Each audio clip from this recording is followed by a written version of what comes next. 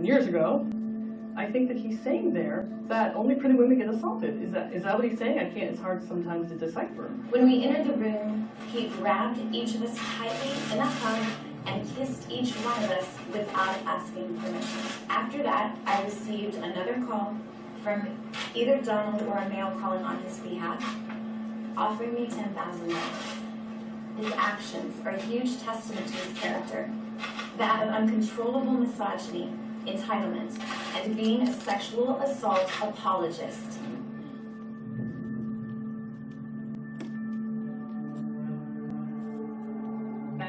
Sitting there in my robe and having, my makeup and hair done and everything, and he comes walking in, and I was just like, oh my goodness, what is he doing back here? I saw him walk into the dressing room. He just came strolling right in. There was no second to put a robe on or any sort of clothing or anything.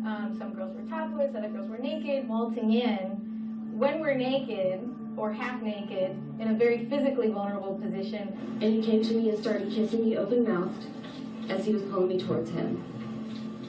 He then grabbed my shoulder and began kissing me again very aggressively and placed his hand on my breast. And I said, come on, man, get real.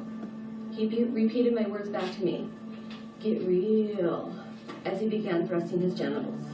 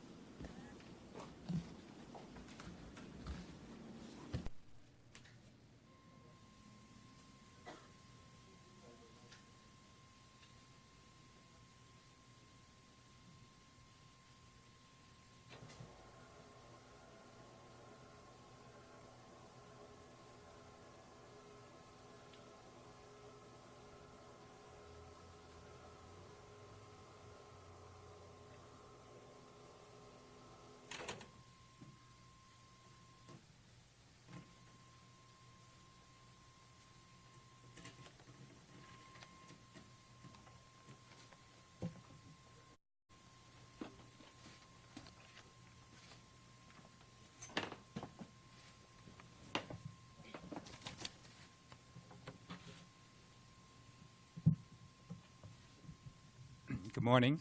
Thank you all for coming. I'm Robert Greenwald, the president of Brave New Films.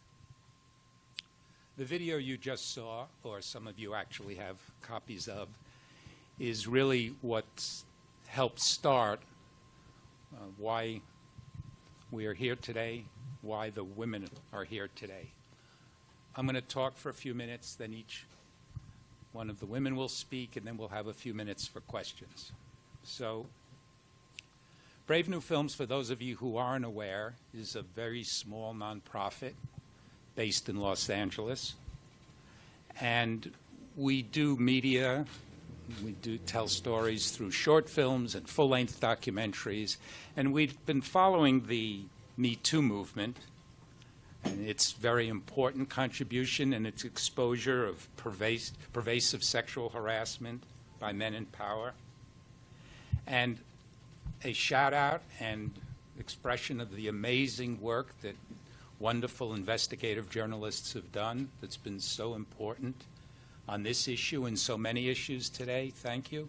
We all owe you a deep expression of appreciation and gratitude, not that you're working under the easiest circumstances, but the well-researched, the time, the resources that were put into the investigations here are something that I think we will all look back on with even greater appreciation. As we saw wave after wave of the revelations coming, we started to wonder, although we kind of knew the answer, different men in different businesses. And there was one man who wasn't being held accountable, who wasn't being talked about, who was not being called out, and that was Donald Trump. So on November 6th, we got to work. We researched all of the available past interviews with some of the women here and many other women, all of them talking about Trump's harassment, his assault, and his predatory behavior. 16 women had come forward, and we created a short video, again, that you just saw, that told that story. And as we worked on the video, combining and intercutting the various clips, you know, when you spend several weeks on just this subject and seeing and hearing these people not in person but through film and video, it really has an impact on your heart, on your soul, on your emotions. These truth tellers had come forward to warn us and to demand our attention. And in that case, in this case, unfortunately, when they originally did, attention was not paid. On November 15th, 9 days after we started, we released the short video, 16 Women and Donald Trump, online.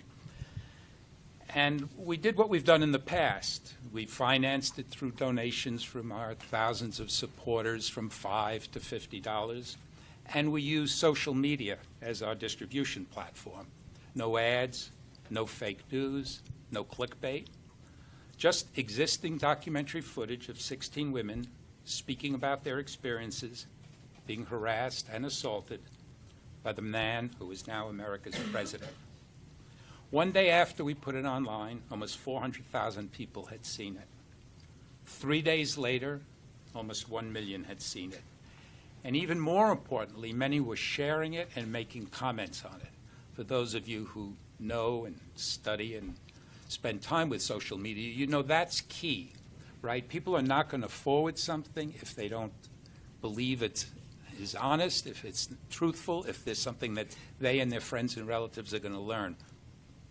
And that's the measure we use that's most important. And we saw that happen very, very quickly, again, without any ads or artificial creation. It just, people were taken with it.